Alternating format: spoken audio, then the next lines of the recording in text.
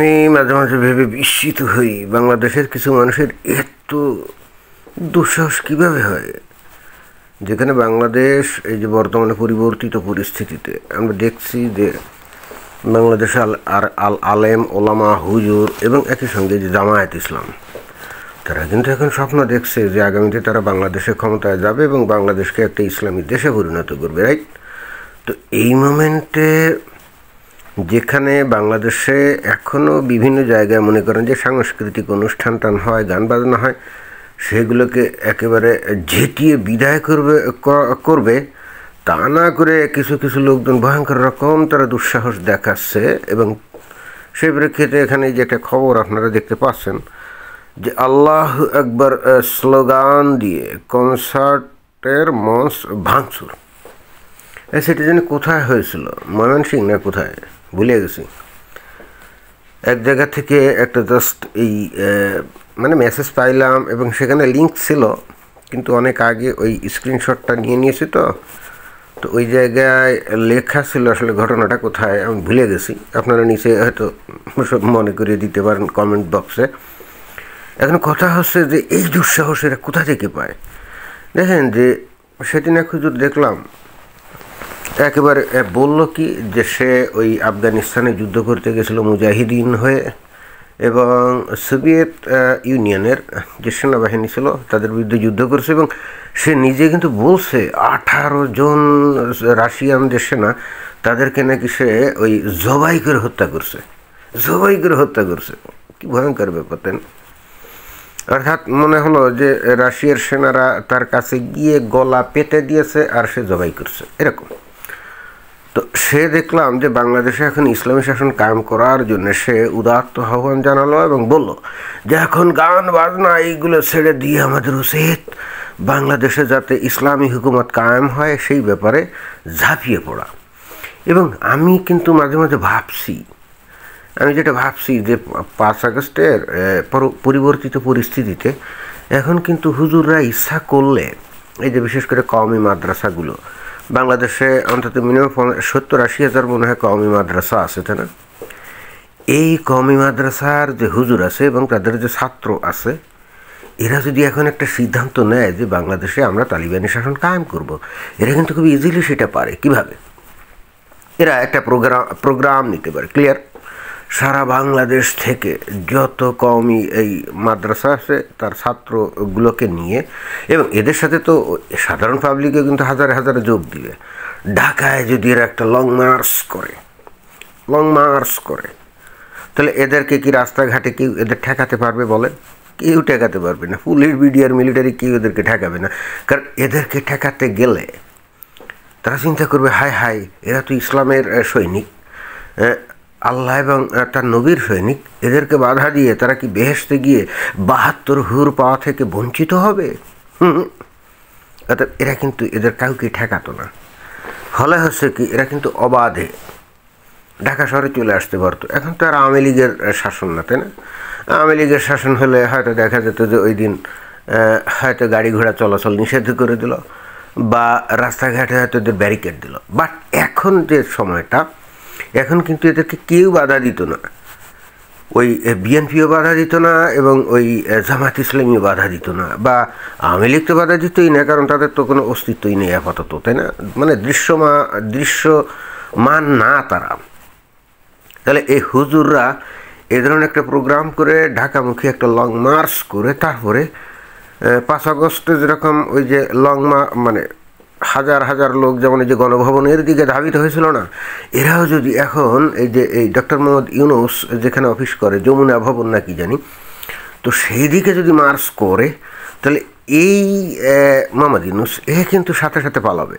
ওই সেনাবাহিনী যেমন শেখ হাসিনাকে তাদের ওই যে হেলিকপ্টার দিয়ে প্রথমে বিমানবন্দরে এবং সেখান থেকে হারকিউলিস C-130 যে পরিবহন বিমান, মিলিটারি পরিবহন বিমান, তাই না? তো সেই বিমানে করে নিয়ে ওই যে ভারতে নিয়ে গেল, তাই না?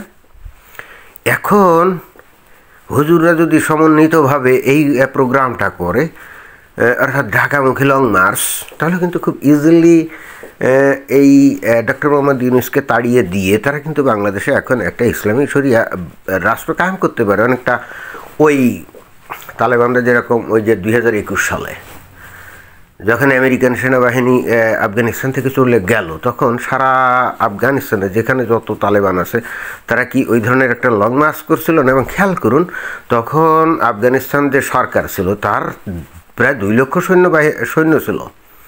তাদের ট্যাঙ্ক, কামান, বন্দুক, তারপরে হেলিকপ্টার, তারপরে ফাইটার প্লেন, কত কিছুই ছিল। কিন্তু এদের কাউকে অর্থাৎ তালেবানদেরকে বাধা যায় না। কেন? কারণ এই সৈন্যরা এরাও তো তালেবানপন্থী, এরাও তো আফগানিস্তানে ইসলামী শাসন চাইছিল, তাই না? সুতরাং তালেবানরা যখন শুধুমাত্র AK-47 রাইফেল এবং হয়তো কিছু RPG নিয়ে ঘাড়ে করে যখন এরা মার্চ করছিল, তখন কিন্তু এই সৈন্যরাই তাদেরকে কিন্তু বরণ করে নিয়েছিল। এবং এদের সংখ্যা ছিল মাত্রই 60 থেকে 70, হার্ডলি 80,000 এরকম। তো এদের কাছে কিন্তু 2 লক্ষ প্রশিক্ষিত সৈন্য কিন্তু কি সারেন্ডার করছিল, এবং যার ফলে কিন্তু সেখানে একটা ইসলামী বিপ্লব ঘটে গেল, তালিবানি শাসন কায়েম হয়ে গেল।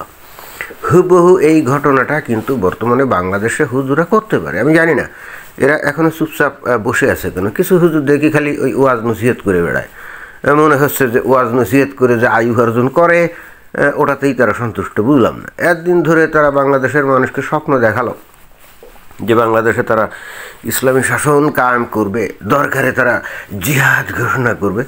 কিন্তু যখন মোক্ষম সময় আসলো তখন তারা কেন ওয়াজ নসিহত করে খালি ব্যক্তিগতভাবে কিছু আয় অর্জন করার ধান্দায় কেন ব্যস্ত আছে, এটা আমার মাথায় একেবারেই ঢোকে না।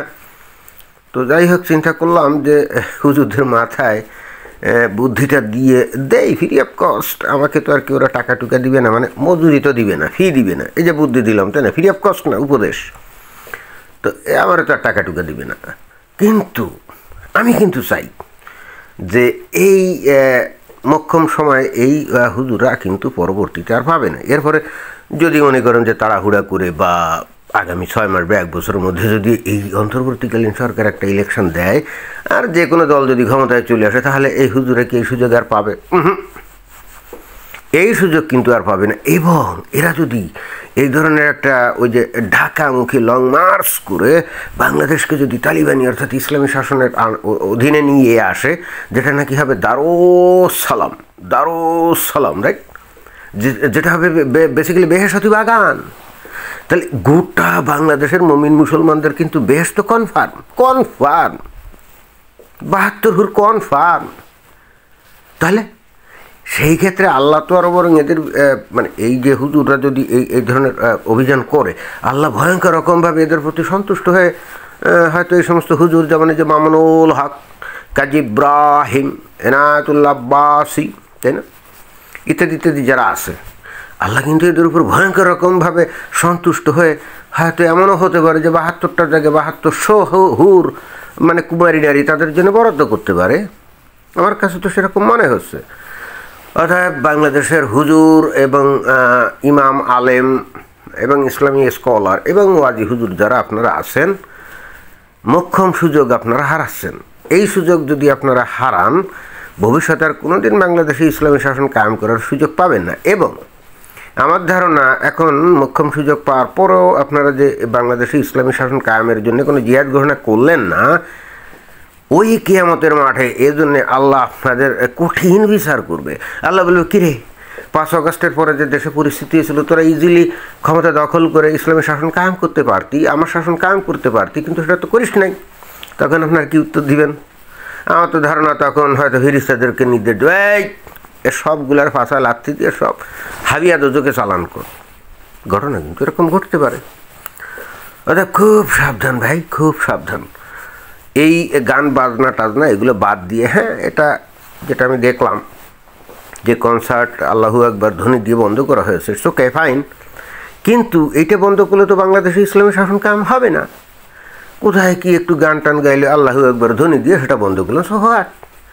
এটা কি নির্দেশ করে বাংলাদেশে ইসলামী শাসন প্রতিষ্ঠিত হয়ে গেল? আল্লাহ তো খুশি হবেন। আল্লাহ বরং বলবে, কিরে, হ্যাঁ কনসার্ট হচ্ছিল, বেলেল্লাহনা হচ্ছিল, ইসকে তোরা নিষেধ করেছিস, সেটাও ওকে, তারপরেও তো তোরা আসল দায়িত্ব পালন করিস নাই, বাংলাদেশে তুই ইসলামী শাসন কায়েম করিস নাই। অর্থাৎ সেক্ষেত্রেও কিন্তু আপনাদের কপালে কিন্তু ঠাড়া। ফেরেশতারে সাথে সাথে আল্লাহ নির্দেশ সবগুলারে পাশায় লাত্তি দিয়ে জাহান্নামে চালান কর। কোথায় যাবেন বলেন? তো তো এটাই ছিল বক্তব্য, এবং শেষ করার আগে আপনাদের অনুরোধ, এই চ্যানেলটাকে একটু সাবস্ক্রাইব করে দিবেন। ক্লিয়ার? ধন্যবাদ।